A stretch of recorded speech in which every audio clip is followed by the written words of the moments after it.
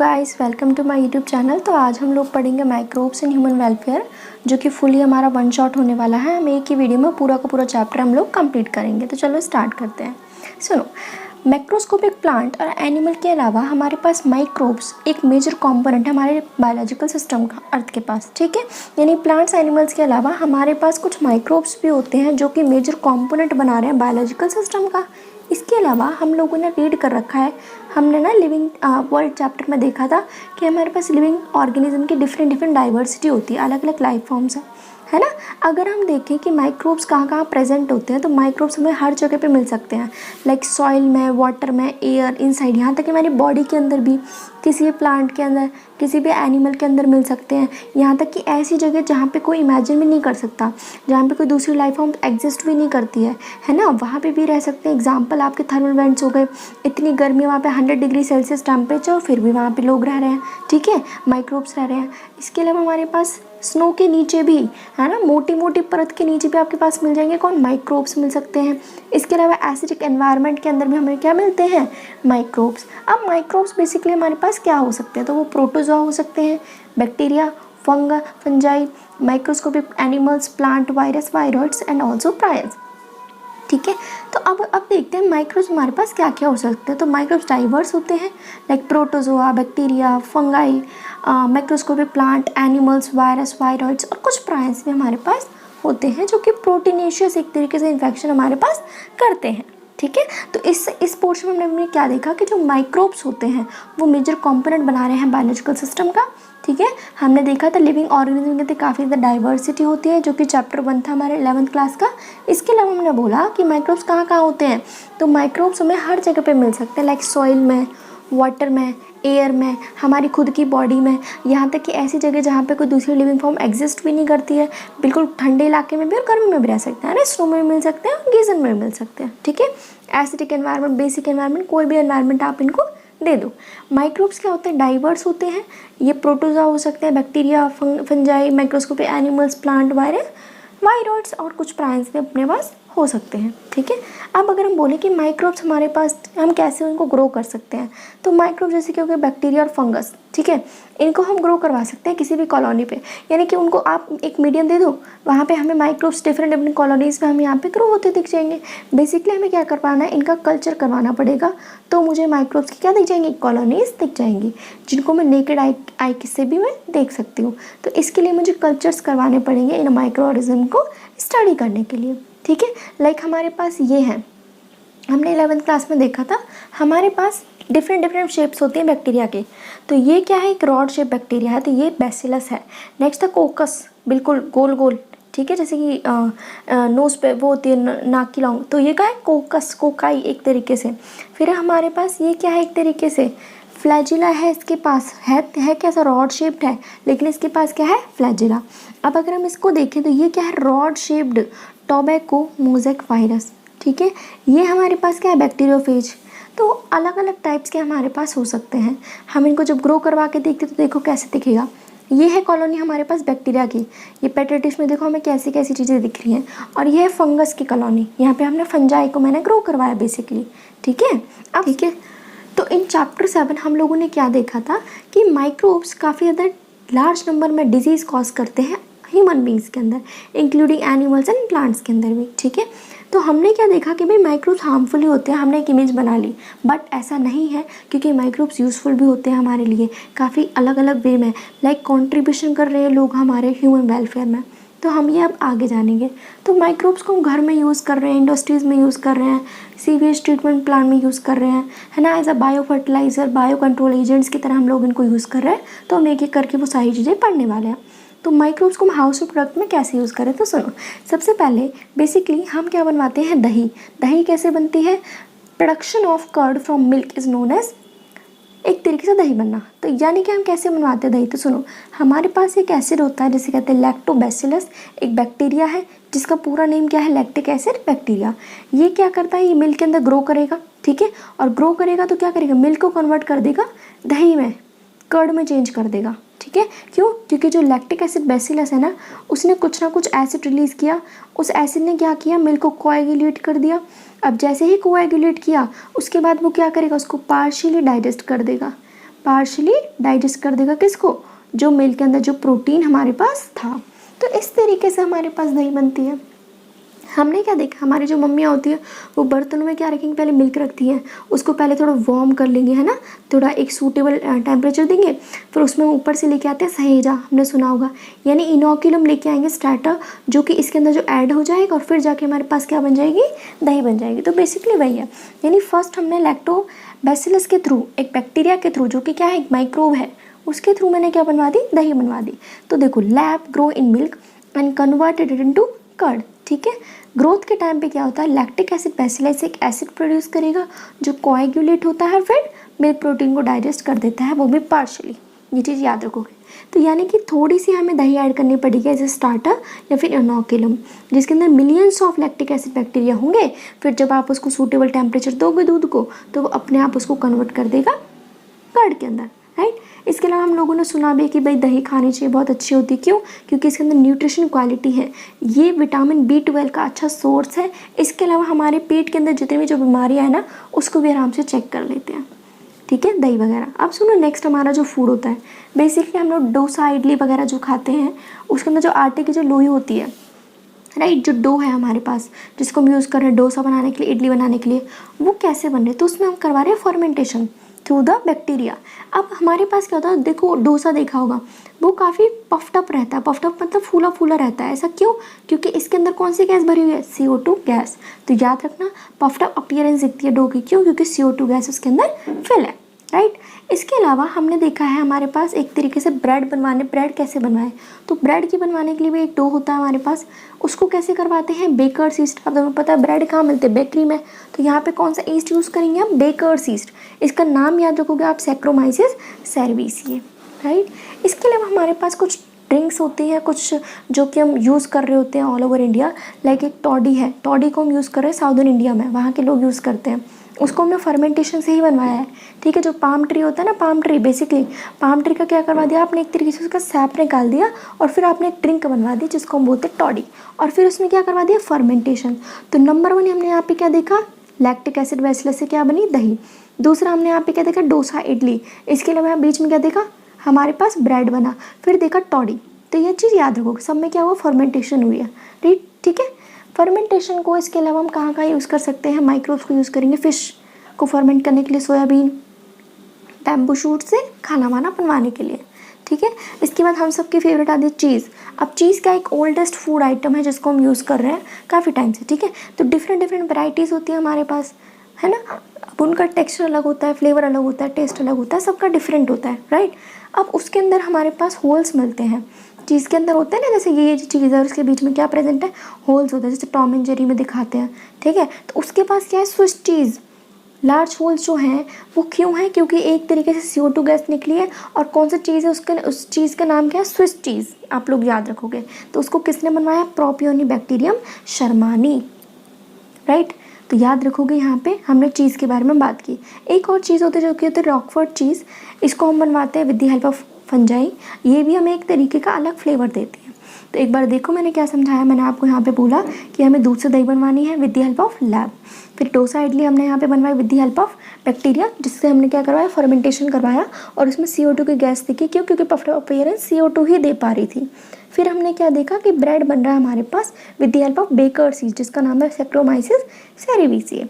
फिर हमने देखा भाई कुछ ड्रिंक्स भी यूज़ हो रही हैं, लाइक इंडिया में जैसे कि साउदर्न इंडिया में यूज़ होगी टॉडी।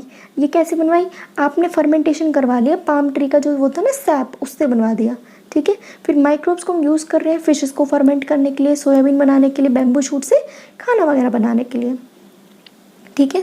फिर कुछ हमारे पास चीज़ होते हैं, चीज़ डिफरेंट टाइप्स के होते हैं, वैरायटी अलग अलग होती है, उनका अलग टेक्सचर, फ्लेवर, टेस्ट वगैरह होता है।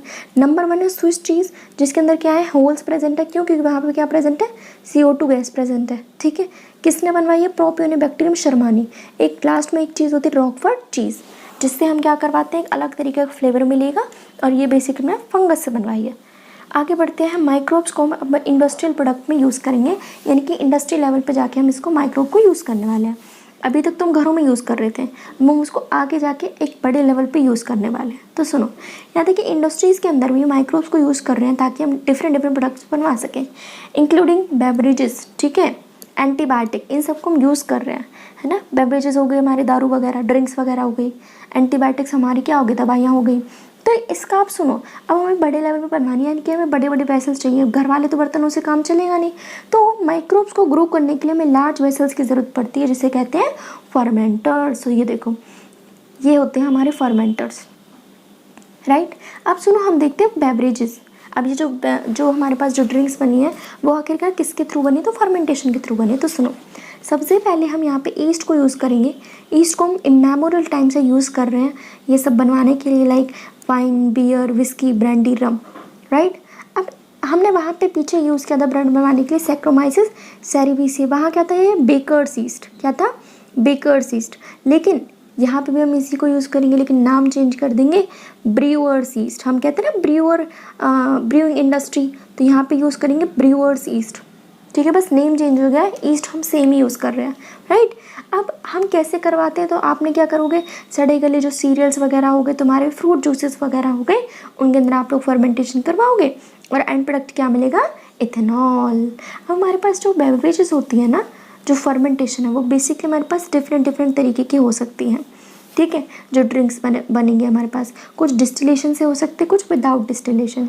तो हमारे पास वाइन और बियर तो बिना डिस्टिलेशन के बनती हैं, और विस्की, ब्रांडी और रम हमारे पास डिस्टिलेशन के थ्रू होती हैं, ठीक है। इसके अलावा बीच में क्या लिखा है, depending on type of raw material use for fermentation and type of processing, हम किस तरीके का रॉ मटेरियल यूज़ कर रहे हैं और कौन सी प्रोसेस यूज़ कर रहे हैं, उसके अकॉर्डिंग हमारे पास दो तरीके की अल्कोहलिक ड्रिंक्स बनती है। Number 1 by distillation, number 2 without distillation, right. तो यहाँ पे हमने क्या देखा कि भाई ड्रिंक्स बनवा रहे हैं with the help of east, ठीक है, फर्मेंटेशन करवाएंगे, वाइन, बियर, विस्की, ब्रांडी, रम, इन सबको बेसिकली हम यूज़ करेंगे। तो किसने बनवाया था, सैक्रोमाइसिस सेरेविसिया, ईस्ट था। वहाँ पे ब्रेड बनवा रहा था, लेकिन यहाँ पे यूज़ क्या करेगा, ब्रूअर्स ईस्ट, दारू बनवाने के लिए। कैसे करते हैं, फर्मेंटेशन करवा दो सीरियल्स की, फ्रूट जूसेस की, जिससे क्या निकलेगा, इथेनॉल। उसके बाद फिर हमारे पास टाइप्स होते हैं प्रोसेसिंग के, भाई डिस्टिलेशन यूज़ कर रहे हो या फिर विदाउट डिस्टिलेशन।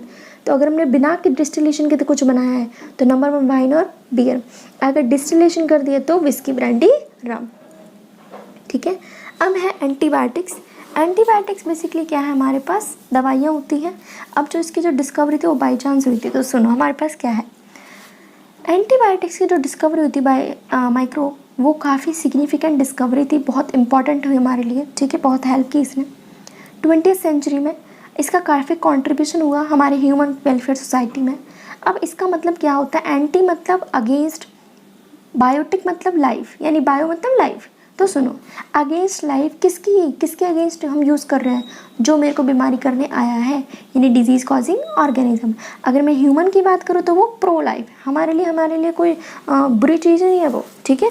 एंटीबायोटिक्स क्या होते हैं, बेसिकली केमिकल सब्सटेंसेस होते हैं, जिसको हमने बनवाया with the help of microbe, और इसी हमने माइक्रोब से बनवाया है, और अब माइक्रोब को ख़त्म करने के लिए हम इसको ही यूज़ करते हैं, ठीक है। तो लिखा भी है, which are produce by some microbes and can kill और retard the growth of other microbes, ठीक है। अब आता है हमारे पास, सबसे पहले दवाई कौन सी बनी थी, तो वो थी पेनिसिलिन, ठीक है। अब जो पेनिसिलिन थी फर्स्ट एंटीबायोटिक्स थी, जो कि बाई चांस बनी थी। इसमें कुछ हमने सोचा नहीं था भाई दवाई बनाते हैं।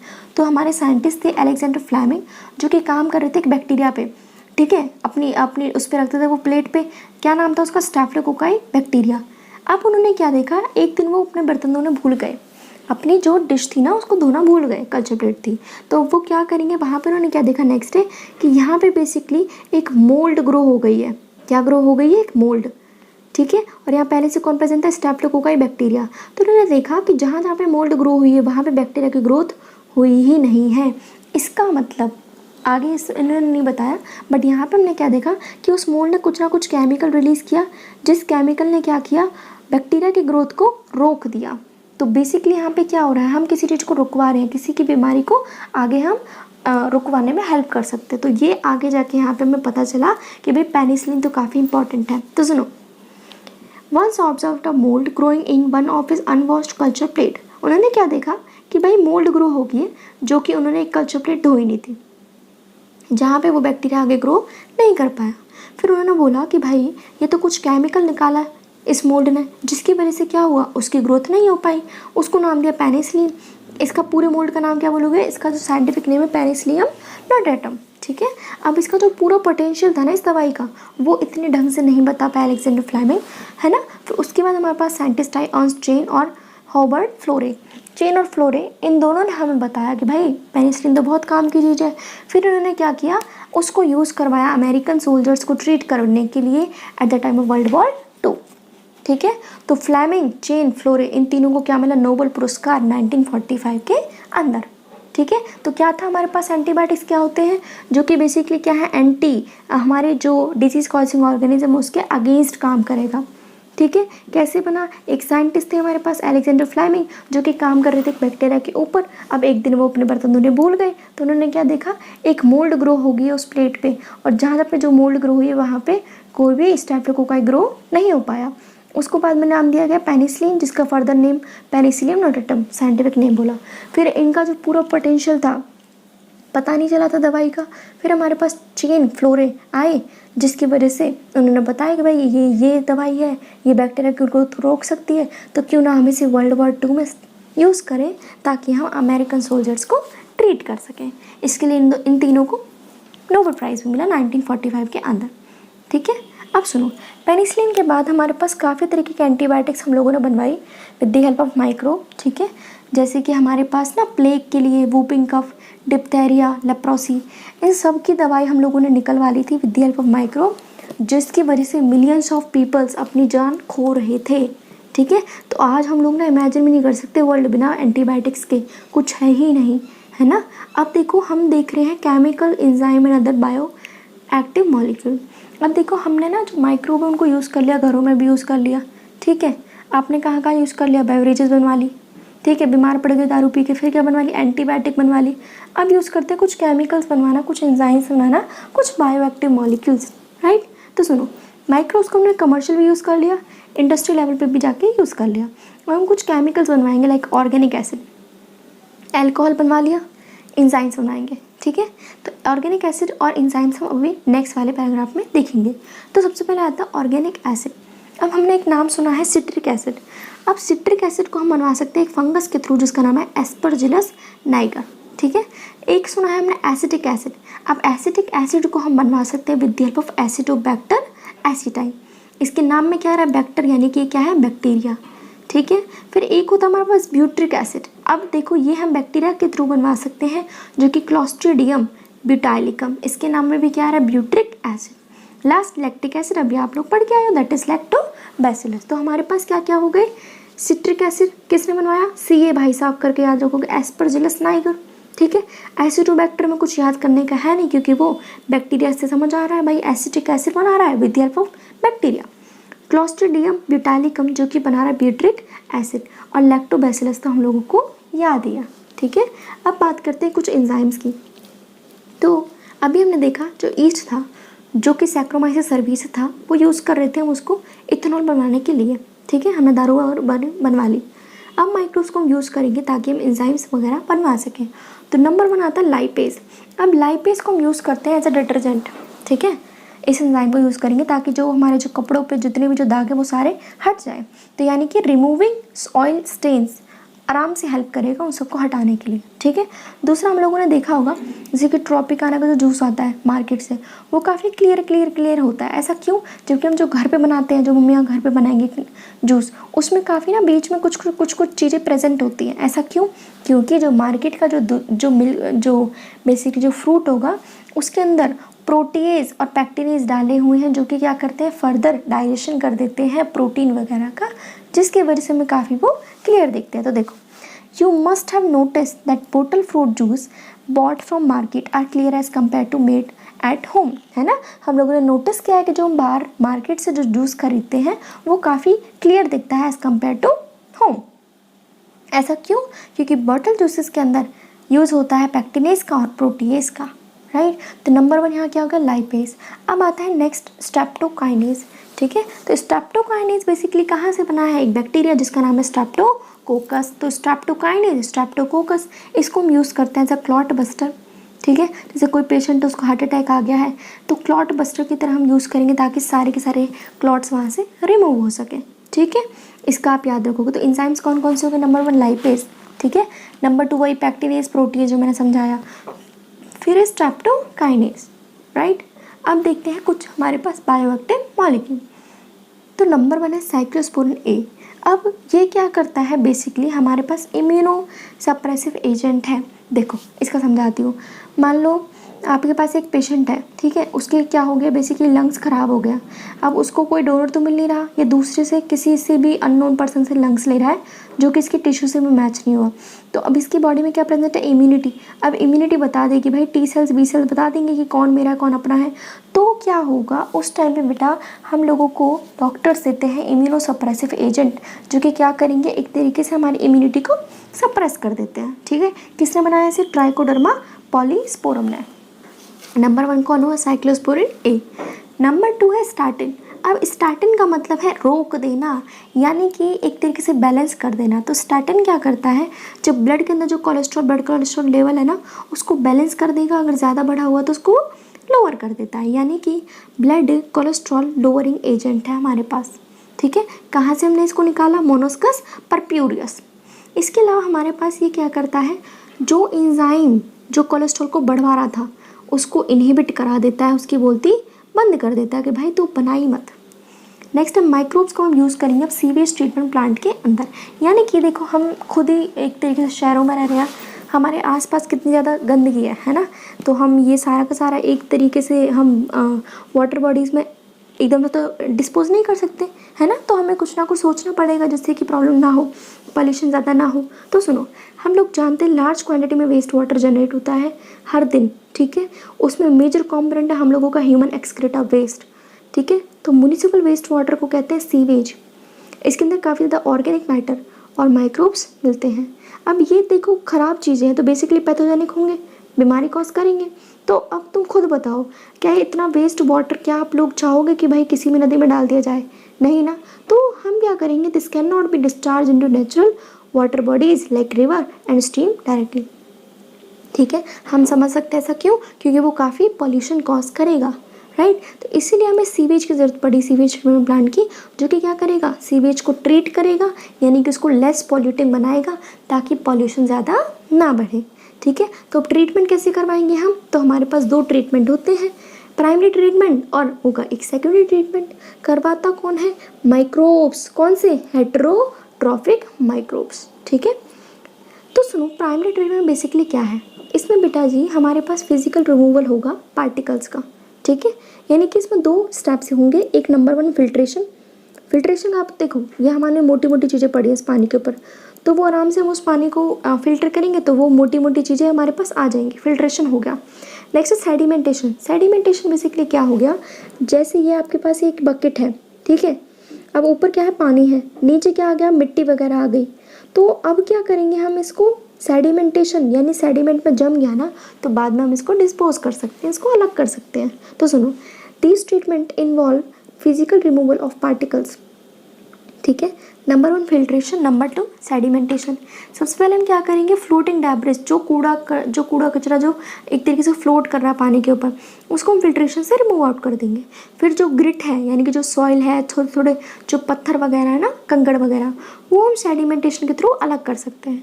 अब जितना भी जो सॉलिड होगा, देखो यहाँ पे जो जम गया, वो क्या है, स्लज। स्लज मतलब प्राइमरी स्लज, प्राइमरी मतलब जो पहली बार जो चीज़ें जमी हैं, और जो ऊपर रह जाता है पानी वगैरह उसको बोलते हैं एफ्लुएंट। क्या बोलेंगे, एफ्लुएंट। तो याद रखो, जो सुपर नेट्रेंट में रह गया उसको बोलते हैं एफ्लुएंट, और जो सॉलिड जो नीचे जम गया उसको बोलेंगे प्राइमरी स्लज। अब क्या करेंगे, अब देखो स्लज है, वो तो जम गया ना, अब उसको हम क्या करेंगे, उसको तो हम इधर उधर कहीं पे कर देंगे। लेकिन अब जो एफ्लुएंट है, जो हमारे पास जो पानी बचा है वो, यानी कि पॉल्यूशन उसमें ज़्यादा है, तो अब हम उसको लेके जाएंगे सेकेंडरी ट्रीटमेंट के लिए। तो याद रखना, अब इस एफ्लुएंट को हम लेके जाएंगे सेकेंडरी ट्रीटमेंट के लिए। अब सेकेंडरी ट्रीटमेंट को हम बायोलॉजिकल ट्रीटमेंट भी बोलते हैं। क्यों, देखो मानो आपके पास यहाँ पे ये प्रेजेंट है, ठीक है, एक टैंक है जहाँ पर मैं पूरा एफ्लुएंट यहाँ पे डाल दिया। अब यहाँ क्या करेंगे, हम कंटिन्यू एयर की सप्लाई करेंगे, ऑक्सीजन डालेंगे। अब ऑक्सीजन जब डालेंगे तो यहाँ माइक्रोब्स की क्या होगी, ग्रोथ होगी। कौन से माइक्रोब्स, एरोबिक माइक्रोब्स। अब एरोबिक माइक्रोब्स की ग्रोथ होती है, जो कि क्या करते हैं, बेसिकली जितना भी जो ऑर्गेनिक मैटर प्रेजेंट है पानी के अंदर उसको वो कंज्यूम करते हैं, क्योंकि मैंने क्या बोला था, हेटेरोट्रॉफिक माइक्रोब। तो बेसिकली हम यहाँ क्या करवाने वाले हैं, हम इस एफ्लुएंट को पास करेंगे बड़े बड़े टैंक्स के अंदर जहाँ पे एरेशन हो रहा है, कंटिन्यू आप क्या कर रहे हो, एयर पंप कर रहे हो, ठीक है, जिसकी वजह से क्या होगा, एक विगरस ग्रोथ होगी ना माइक्रोब्स की, एरोबिक माइक्रोब्स की। अब ये कौन हो सकते हैं, तो फ्लॉक्स। फ्लॉक्स मतलब जिसमें बैक्टीरिया प्लस फंगस प्रेजेंट है उसको बोलते हैं फ्लॉक्स। अब ये क्या करते हैं, धीरे धीरे धीरे धीरे करके ये ऑर्गेनिक मैटर को खाते हैं, ठीक है। अब एक टर्म आती है बीओडी। क्या आती है, बीओडी। इसका मतलब क्या है, देखो मैंने क्या बोला, आपके पास यहाँ पे ये प्रेजेंट है, यहाँ पे क्या है, पानी वगैरह है, इसमें आप क्या यूज़ कर रहे हो, ऑक्सीजन।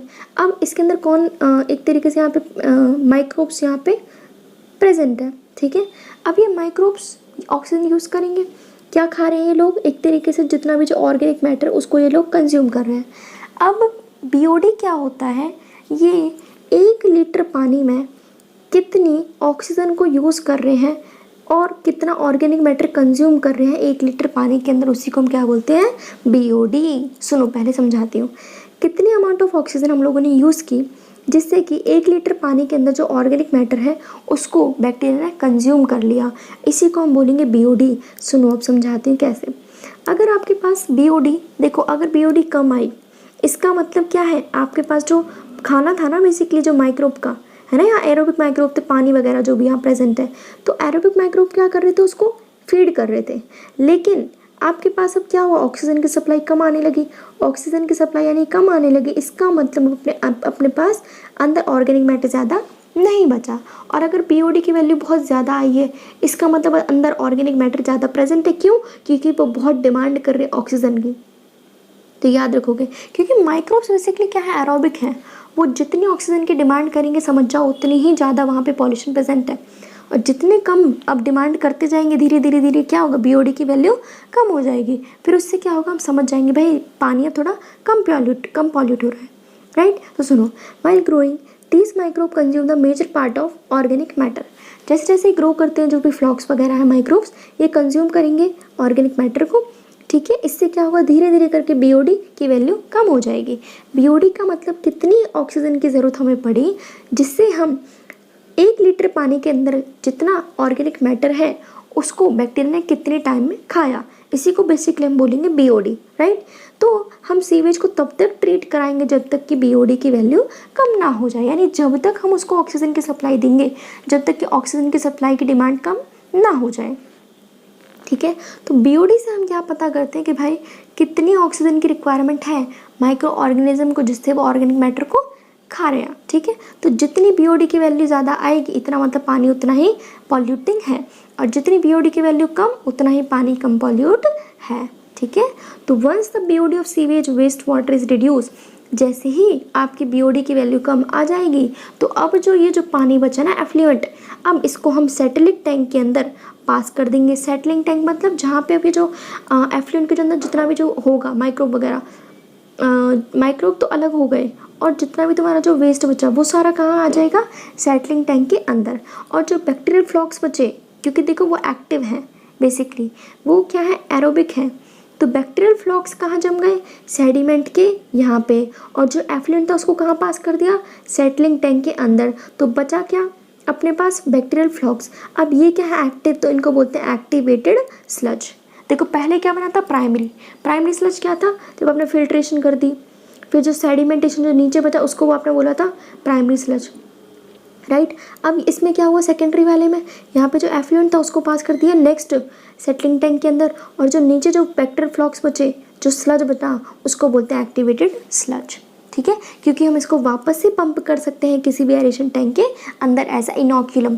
इनोक्यूलम मतलब स्टार्टर। एग्जाम्पल, माने यहाँ पे बहुत ज़्यादा गंदा वेस्ट वाटर आया, ठीक है, हम यहाँ से बैक्टीरियल फ्लॉक्स उठा के लाएंगे और यहाँ पे दोबारा से डलवा देंगे, क्योंकि हम वापस से थोड़ी ना मेहनत करेंगे कि दोबारा से एयर पंप करें और फिर जाके ग्रोथ होगी, तो क्यों ना हम पहले ही डाल दें। समझ में आया। अब जितना भी जो स्लज का जो पार्ट बच जाएगा, देखो मान लो 20% वहाँ पर डलवा दिया जो वेस्ट वाटर आया, बाकी जितना भी जो बच गया उसको आप वापस से बड़े बड़े टैंक्स के अंदर डलवा दो। अब वो होते हैं anaerobic sludge digester. Anaerobic का मतलब यहाँ पे अब ग्रोथ होगी एनारोबिक माइक्रोब्स की, जो कि क्या करेंगे, अब जो वेस्ट बना है बैक्टीरिया फंगस जो भी स्लज के अंदर जो प्रेजेंट है उसको वो डाइजेस्ट करते जाएंगे और गैसेस रिलीज करेंगे, methane, hydrogen sulphide, carbon dioxide, जिससे बनती है बायोगैस। ठीक है, तो ये आप लोग याद रखोगे कि कैसे कैसे हो रहा है। बायोगैस को हम लोग यूज़ करते हैं as a source of energy. तो अब हमारे पास पानी बिल्कुल कम पॉल्यूट है, अब हम इसको डायरेक्टली किसी भी वाटर रिजर्वियर में डिस्पोज कर सकते हैं, ठीक है, स्ट्रीम कर सकते हैं। अब सुनो हमारे पास क्या है, तो हम लोग अप्रिशिएट कर सकते हैं कि कितने माइक्रोब्स हमारी हेल्प कर रहे हैं। इतना millions of gallons of waste water जो कि हर दिन हम लोग निकाल रहे हैं, उसको वो लोग क्या कर रहे हैं, एक तरीके से ट्रीट कर रहे हैं ताकि पॉल्यूशन कम हो। लेकिन हमारे पास कोई मैन मेड टेक्नोलॉजी नहीं है जो कि जिससे हम सीवेज को ट्रीट कर सकें, ठीक है। तो हमें पता है कि भाई बहुत ज़्यादा अर्बनाइजेशन हो रहा है, पॉपुलेशन ज़्यादा बढ़ रही है, जिसकी वजह से लार्ज क्वांटिटी में वेस्ट वाटर वगैरह बेकार चीज़ें बन रही हैं, ठीक है। तो हमें क्या, एक तरीके से हमें ज़्यादा सीवेज ट्रीटमेंट प्लान बनवाने की ज़रूरत है, ठीक है, लेकिन इतनी ट्रीटमेंट प्लान है नहीं हमारे पास जो कि ट्रीट कर सके इतनी लार्ज क्वांटिटी में वेस्ट वाटर को, ठीक है। तो इसलिए हमने देखा भी कि Ganga action plan, Yamuna action plan, हमारे इंडिया में खुद ये सब चीज़ें अभी कंटिन्यू है। क्यों, ताकि हम क्या कर सकें, एक तरीके से उसको वेस्ट वाटर जो भी था ना वो सारा का सारा डिस्पोज उसके अंदर ना हो, उसको हम पहले ट्रीट कर लें और फिर हम वापस से उसको कहाँ डाल दें, किसी भी नदी के अंदर डिस्चार्ज कर दें, ठीक है। तो ये देखो ministry of environment and forest जिसने क्या इनिशिएट किया, गंगा एक्शन प्लान और यमुना एक्शन प्लान, ठीक है। क्यों, ताकि हम मेजर रिवर्स को बचा सकें अपनी कंट्री की, किससे, पॉल्यूशन से। इसके अलावा हमारे पास क्या करते हैं ये लोग, बिल्ड करते हैं एक large number of sewage treatment plant जिसमें हम ये जो वेस्ट वाटर आए उसको पहले ट्रीट करेंगे और फिर रिवर्स के अंदर हम उसको डिस्पोज करेंगे, ठीक है। अब है microbes in production of biogas. तो अब देखते हैं माइक्रोब्स को हम कहाँ कहाँ यूज़ कर रहे हैं। तो देखो माइक्रोब्स को हमने पता कहाँ कहाँ यूज़ किया, हाउस होल्ड घर में यूज़ कर लिया, फिर हमने उसको बेसिकली हमने क्या किया, इंडस्ट्रीज़ में यूज़ कर लिया, ठीक है, बेवरेजेस बनवा ली, एंटीबायोटिक्स बनवा ली। उसके बाद क्या किया हमने, सीवेज ट्रीटमेंट प्लांट। अब हम क्या करेंगे, बायोगैस में भी उसको यूज़ करेंगे, है ना। धीरे धीरे देखना हम कितने यूज़ कर रहे हैं माइक्रोब्स को। अब माइक्रोब्स क्या है, बेसिकली बायोगैस क्या है, मिक्सचर ऑफ गैसेस, जहाँ पे हम क्या करते हैं,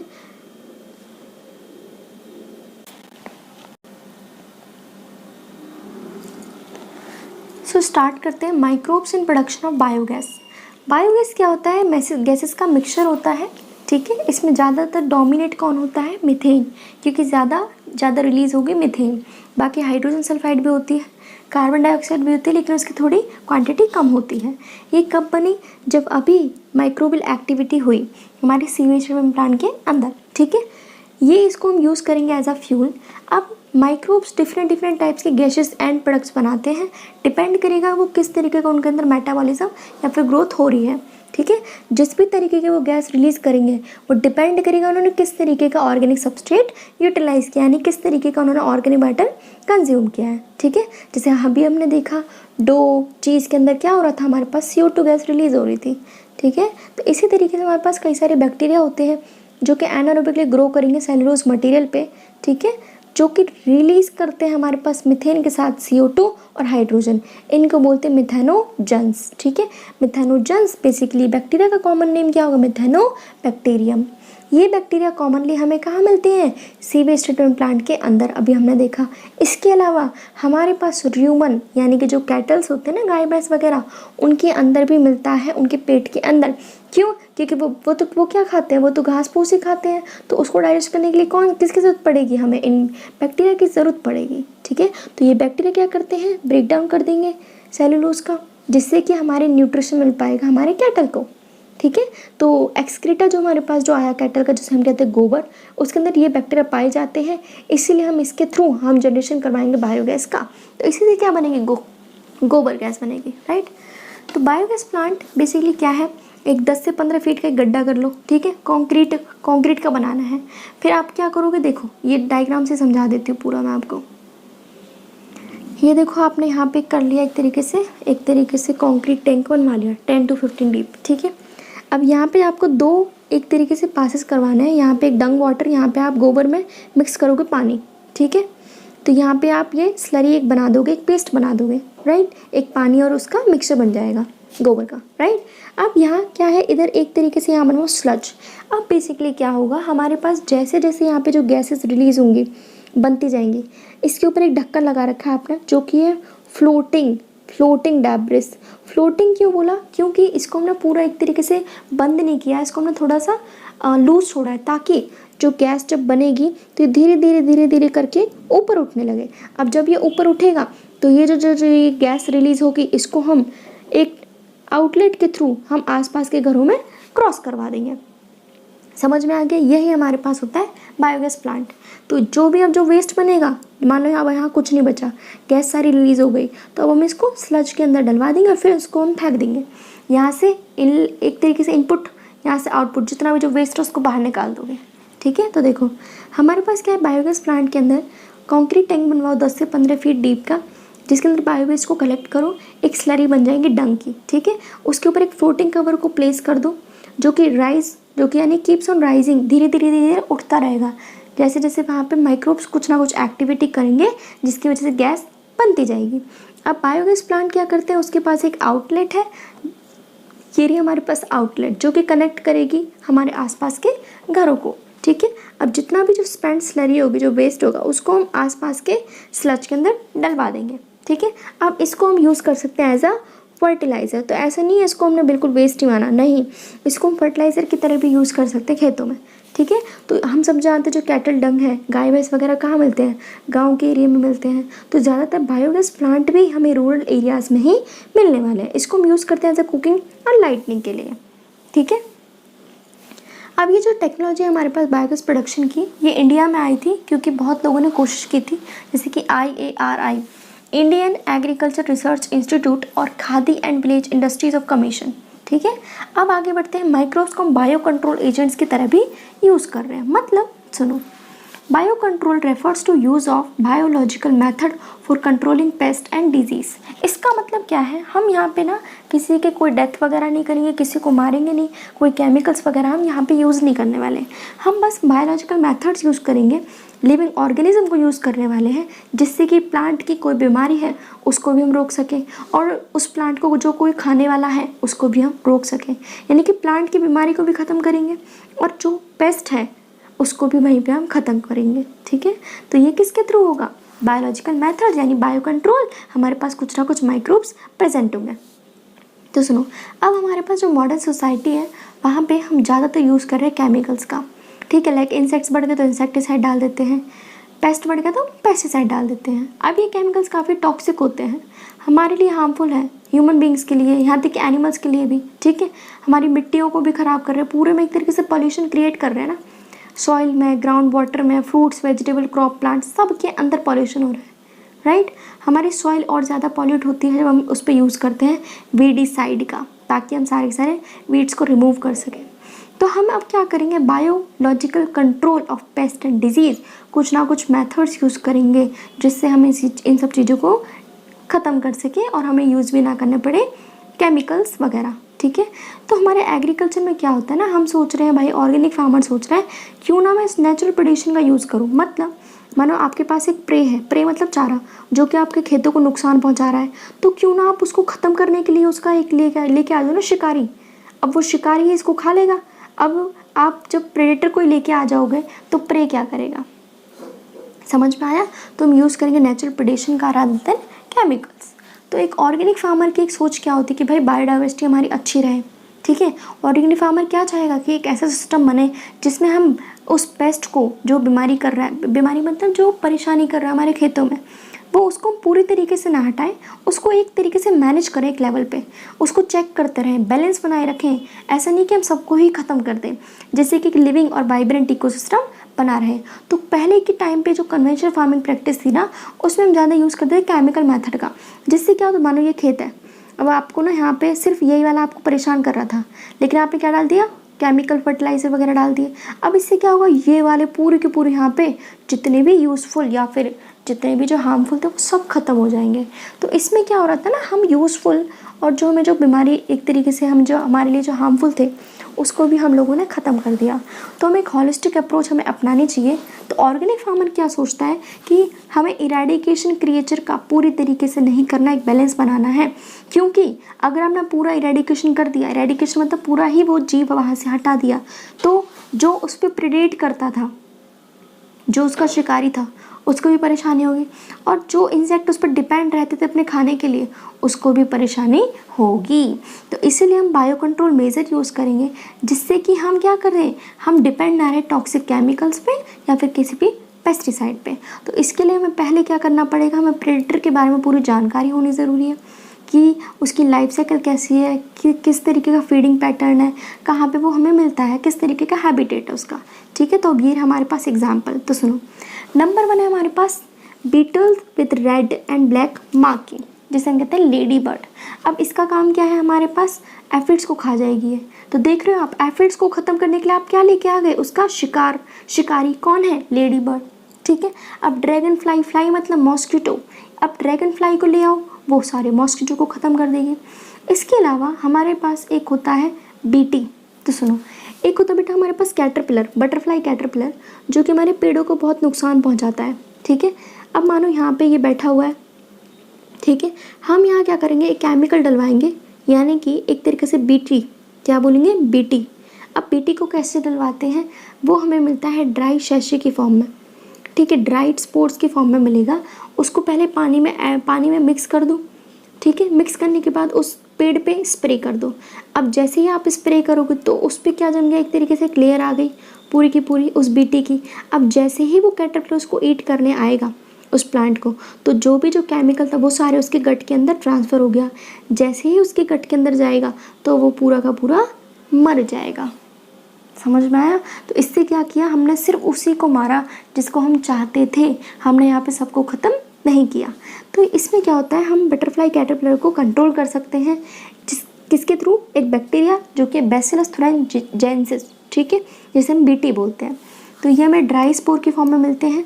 इसको मिक्स करेंगे वाटर के साथ, फिर उसको स्प्रे कर देंगे जिस पे भी हम चाहते हैं, लाइक ब्रेसिकेसी, फ्रूट ट्रीज वगैरह, किसी पे भी। ठीक है, फिर जैसे इसको कोई ईट करेगा, कोई इंसेक्ट, तो उसके गट के अंदर चले जाएगा वो केमिकल, गट मतलब पेट, तो वहाँ पे जो टॉक्सिन था, केमिकल, वो रिलीज़ होगा, जिसकी वजह से लार्वा की डेथ हो जाएगी। ठीक है, तो बैक्टीरियल डिजीज़, बैक्टीरिया ने क्या किया, एक तरीके से कैटरपिलर को ख़त्म कर दिया। ठीक है, और बाकी सारे इंसेक्ट्स को कोई भी नुकसान नहीं पहुँचाया। अब हमने जेनेटिक इंजीनियरिंग के थ्रू हमने टेक्निक भी बना ली है, एक तरीके से हमने मेथड भी बना लिया है कि हम क्यों ना हम इस बीटी का ही एक जीन उठा के डाल दें ना। देखो, अगर हम इस प्लांट के अंदर, इसके डीएनए के अंदर ही अगर मैं बीटी डलवा दूँ तो मेरे को बाहर से ख़रीदने की ज़रूरत नहीं है, क्योंकि रेजिस्टेंट हो जाएगा, अब इसको कोई परेशानी नहीं होगी। तो इसी तरीके से बनवाया एक बीटी कॉटन। ठीक है, तो काफ़ी सारे हमारे स्टेट्स भी यूज़ कर रहे हैं हमारी कंट्री में बीटी को। ठीक है, तो आगे देखो, इसके अलावा हमारे पास होता है एक डिजीज़। ठीक है, तो अब biological control being developed for use in treatment of plant disease is fungus trichoderma. हमारे पास एक प्लांट डिजीज़ होती है, ठीक है, तो उसको कंट्रोल करने के लिए हमारे पास क्या है, ट्राइकोडर्मा। अब ट्राइकोडर्मा क्या है, फ्री लिविंग स्पीशीज़ है, फ्री लिविंग फंजाई है, जो कि रूट इकोसिस्टम में रहती है, रूट पे लगी रहेगी। ठीक है, अब ये जितने भी जो पैथोजन होंगे उससे इसकी हेल्प करेगी। नेक्स्ट है बैक्यूलोवायरस। बैक्यूलोवायरस क्या करते हैं, अटैक करते हैं इंसेक्ट्स पे और कुछ आर्थ्रोपोड्स पे। ये होते हैं नैरो स्पेसिफिक, नैरो मतलब बेसिकली ये सिर्फ उसी पे अटैक करेंगे जिसको ये चाहते हैं कि उसको ख़त्म करना है, ऐसा नहीं कि सबको ख़त्म करेंगे। तो ये इनका जीनस कौन सा है, न्यूक्लियोपॉलीहेड्रोवायरस। ठीक है, ये वायरस काफ़ी एक्सीलेंट होते हैं, क्यों, क्योंकि ये स्पीशीज़ स्पेसिफिक है, एक को ही टारगेट करेंगे। नैरो स्पेक्ट्रम में ऐसा नहीं कि एक के चक्कर में पूरे खेत में दिक्कत कर देंगे, नहीं, इसका कोई भी नेगेटिव इम्पैक्ट नहीं होता किसी भी प्लांट, मैमल्स, बर्ड, फिश, किसी पे भी नहीं होता। जिस पे टारगेट रहेगा ना उसको ही ख़त्म करेगा। तो बेसिकली क्या है, this is specially desirable when beneficial insects are be conserved. तो ये काफ़ी अच्छा है, जिससे हम इंटीग्रेटेड पेस्ट प्रोग्राम आगे चला सकते हैं अच्छे से। ठीक है, अब देखते हैं माइक्रोब्स को हम बायो फर्टिलाइज़र की तरह कैसे यूज़ करें। तो देखो, बायो मतलब हम भी यहाँ पे लिविंग ऑर्गेनिज्म का यूज़ करेंगे एज अ फर्टिलाइज़र, हम कोई भी केमिकल यूज़ नहीं करने वाले। तो प्रेजेंट डे लाइफ में क्या हो रहा है ना, हमारे पास एनवायरमेंटल पॉल्यूशन बहुत मेजर कॉज है कंसर्न का, क्योंकि बार बार हम केमिकल फर्टिलाइज़र यूज़ कर रहे हैं। क्यों, ताकि हमारी एग्रीकल्चर की जो डिमांड है वो पूरी हो सके। बट इससे प्रॉब्लम्स काफ़ी ज़्यादा क्रिएट हो रही हैं, राइट, क्योंकि हम ओवर यूज़ कर रहे हैं केमिकल फर्टिलाइज़र का। तो इसीलिए अब हम पे प्रेशर है ताकि हम ऑर्गेनिक फार्मिंग यूज़ करें with the help of bio fertiliser. अब बायो फर्टिलाइज़र क्या होते हैं? जो कि सॉइल की क्वालिटी को इंक्रीज़ कर देते हैं। कौन कौन हो सकता है? Bacteria, fungi, सियानोबैक्टीरिया। ठीक है, तो सबसे पहले हम पढ़ते हैं बैक्टीरिया। तो बैक्टीरिया है नंबर 1 राइजोबियम, जो कि लेग्यूमिनस प्लांट के रूट पे रहता है। अब ये क्या करेगा? रूट में है, इसका मतलब क्या एब्सॉर्ब करके देगा? नाइट्रोजन। अब तुम्हें पता है नाइट्रोजन को प्लांट यूज़ नहीं कर सकता डायरेक्टली, इसको तुड़वाएगा नाइट्राइट्स और नाइट्रेट्स की फॉर्म में, यानी कि यूजेबल फॉर्म के अंदर तुड़वाएगा, फिर जाके मेरा प्लांट इसको यूज़ करेगा। तो बेसिकली इसने क्या करवाई? Nitrogen fixing. इसके अगेंस्ट में हमें क्या देगा, है ना, बदले में क्या देगा हमें प्लांट? इसको खाना देगा। तो प्लांट ने क्या दिया? इसको फूड दिया बना के, और इसने क्या किया? नाइट्रोजन को एब्जॉर्ब किया, फिर उसको यूजेबल फॉर्म में कन्वर्ट किया। इसके अलावा हमारे पास एजोस्पाइरिलम और एजिटोबैक्टर भी होते हैं, जो कि नाइट्रोजन की क्वालिटी को इंक्रीज़ कर देते हैं, क्वांटिटी को सॉइल के अंदर। फिर है फंजाई। अब फंजाई हमारे पास सिम्बायोटिक एसोसिएशन शो करता है, जिसे हम कहते हैं माइकोराइजा। जीनस क्या है? ग्लोमस है। अब जो फंगस है वो एब्जॉर्ब करेगी फॉस्फोरस। तो याद रखो, ऊपर क्या होगा? नाइट्रोजन, यहाँ क्या होगा? फॉस्फोरस, और फिर नीचे क्या होगा? नाइट्रोजन, तो NPN। अब इसने क्या एब्जॉर्ब किया? फॉस्फोरस। अब फॉस्फोरस को एब्जॉर्ब करेगा, किसको देगा? सॉइल से किसको देगा? ये प्लांट को देगा एब्जॉर्ब करके। ठीक है, अब प्लांट को इसके अलावा और क्या क्या फ़ायदे मिलेंगे? रूट बॉन्ड पैथोजन से छुटकारा मिलेगा, टॉलरेंस बढ़ेगा उसका सैलिनिटी से, सूखेपन में दिक्कत नहीं आएगी उसको। ओवरऑल क्या हुआ? उसकी प्लांट ग्रोथ और डेवलपमेंट इंक्रीज हुई, और बदले में फंगस को क्या मिलेगा? खाना मिलेगा। ठीक है, अब है सियानोबैक्टीरिया। अब सियानोबैक्टीरिया क्या होता है? हमारे पास ऑटोट्रॉफिक माइक्रोब्स होते हैं। ठीक है, कहाँ कहाँ पे मिल सकते हैं? एक्वाटिक टेरेस्ट्रियल एनवायरनमेंट के अंदर मिल सकते हैं। ये भी क्या करेंगे? नाइट्रोजन का ही फिक्सेशन करवाएंगे। Example anabaena nostoc Oscillatoria. ठीक है, जैसे कि धान की खेती होती है पैडी फील्ड के अंदर, वहाँ पे क्या होता है ना, हमारे पास हम इसको ज़्यादा यूज़ करते हैं एज अ बायो फर्टिलाइज़र। ठीक है, तो जो ब्लू ग्रीन एल्गी हो गए, ये क्या करेंगे? ऑर्गेनिक मैटर को ऐड करते हैं सॉइल के अंदर, जिससे उसकी फर्टिलिटी इंक्रीज़ होगी। तो हमारी कंट्री अब काफ़ी ज़्यादा यूज़ कर रही है, ठीक है, बायो फर्टिलाइज़र को, जो कि माइक्रोस में भी मार्केट में भी मिल रहे हैं। तो फार्मर्स इनको कंटिन्यू यूज़ कर रहे हैं, जिससे सॉइल के अंदर न्यूट्रिशन वापस से आ रहे हैं। ठीक है, तो इससे क्या होगा? हम केमिकल्स पे भी ज़्यादा डिपेंड नहीं रहेंगे। तो चैप्टर हमारा फिनिश हुआ। जिसको भी पसंद आया please do like, subscribe and share.